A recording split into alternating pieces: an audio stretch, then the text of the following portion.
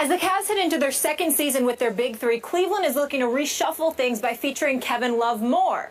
Now, if you look at the numbers, LeBron is actually more productive with Love than without. Better field goal percentage and more threes. After Wednesday's practice, LeBron said, quote, "I just think he's more comfortable in the situation that he's in. He's got a year under his belt. He knows what he expects out of himself and what his teammates expect out of him. I expect big things from him this year with a year up under his belt." I think him being out showed even more of what he means to this team, more than him being on the floor for those 3.5 games. It would have been huge for us, obviously, if he was up in the lineup. But it gave him the opportunity to put things in perspective and see what his presence can mean to our team. Sometimes you have to take a step backwards to see how important you are. Stephen A. Smith. Maybe I was a little out of breath.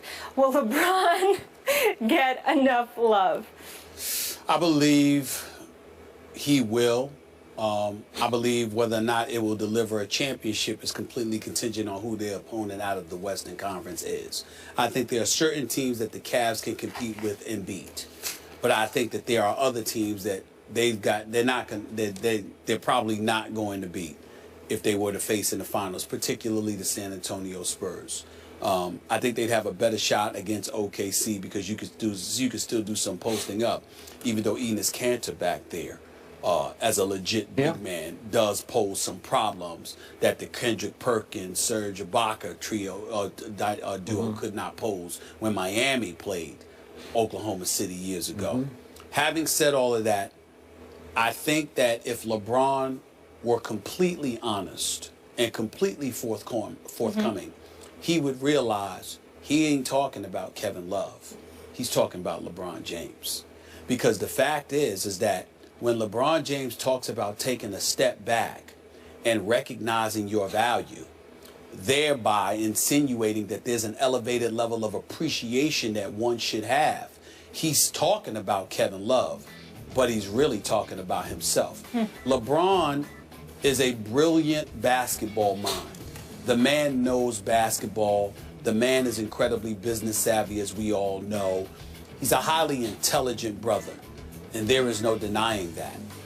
But what everyone needs to recognize is that one could easily argue that even though LeBron James knew what Kevin Love could bring, that there were times that even LeBron may not have appreciated Love.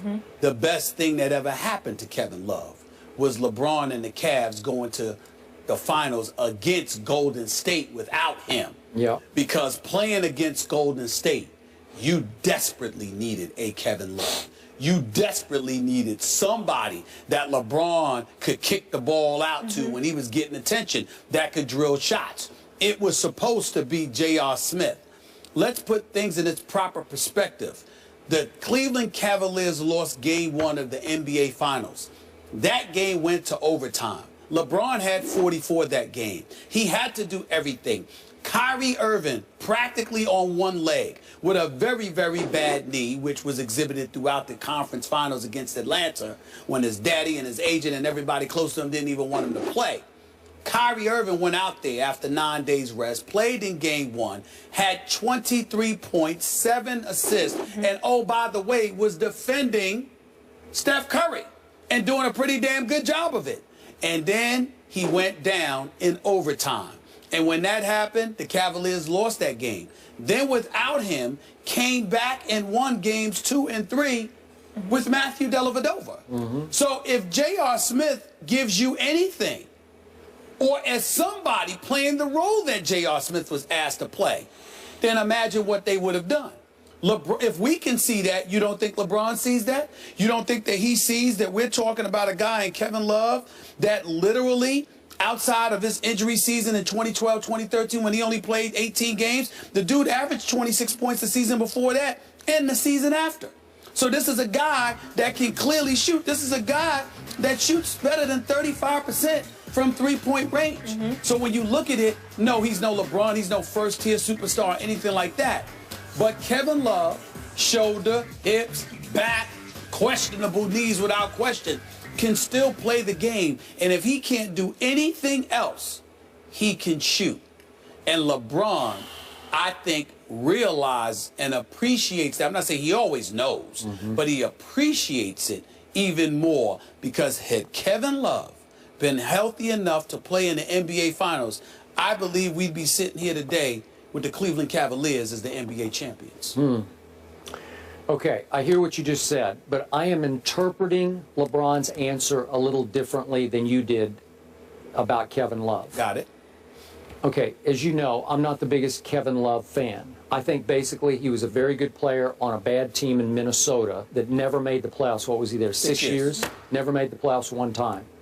That's all I need to know, and yet you just gave him 5 more years and $110 million, Actually, almost 20 this year. Actually, it was $113 million. Okay, well, I was told 110, but I'll give you 113 because it makes my case even better. No way he should have gotten about 20 million. I agree. So he's making about 20 million this coming year, and how Tristan Thompson isn't signed, that's a whole nother issue. But I want Tristan Thompson on my team before I want Kevin Love on my team. That's just me.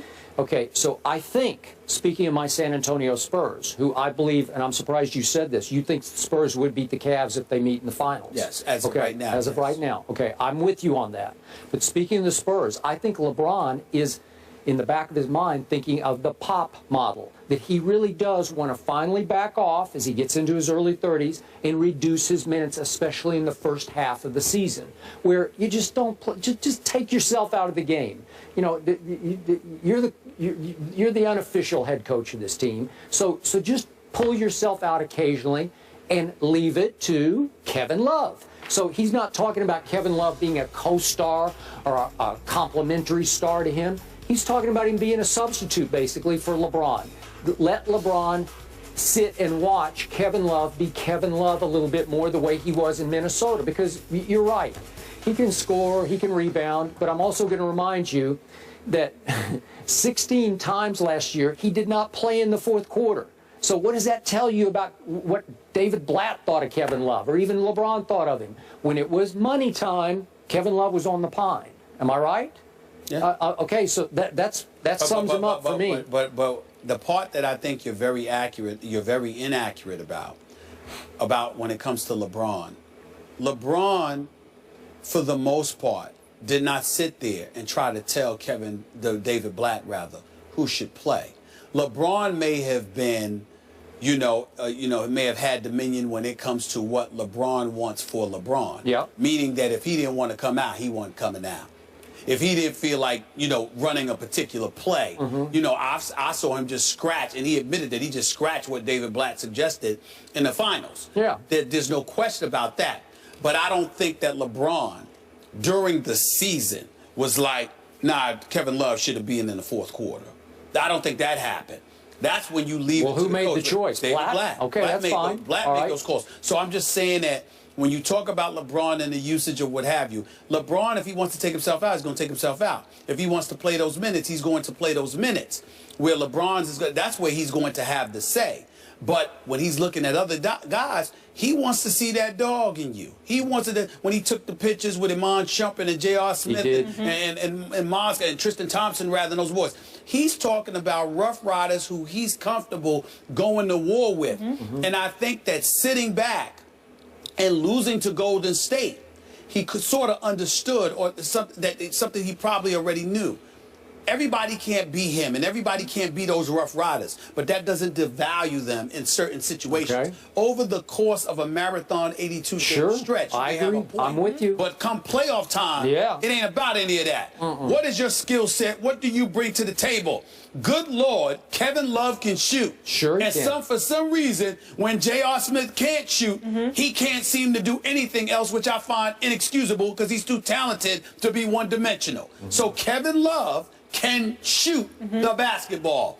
I'm going to need him if I go against San Antonio with Tim Duncan and LaMarcus Aldridge. I'm going to need him if I go against Blake Griffin and DeAndre Jordan. I'm certainly going to need him if I go against Golden State, because if I'm LeBron, I can post. But I need somebody to kick it out to that can help me spread the floor because they're draining three-point shots. Kevin Love may not be that dog with that personality that you like to hang around with and be around. But he can play. So use him. Okay. And remember, LeBron did call out Kevin Love on social media last year. Remember that? Yeah.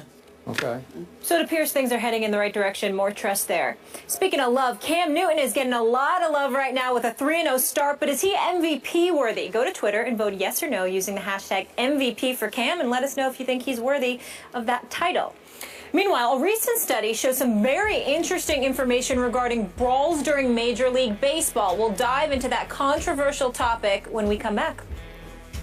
On the Hook is brought to you by Bass Pro Shops. Your adventure starts here.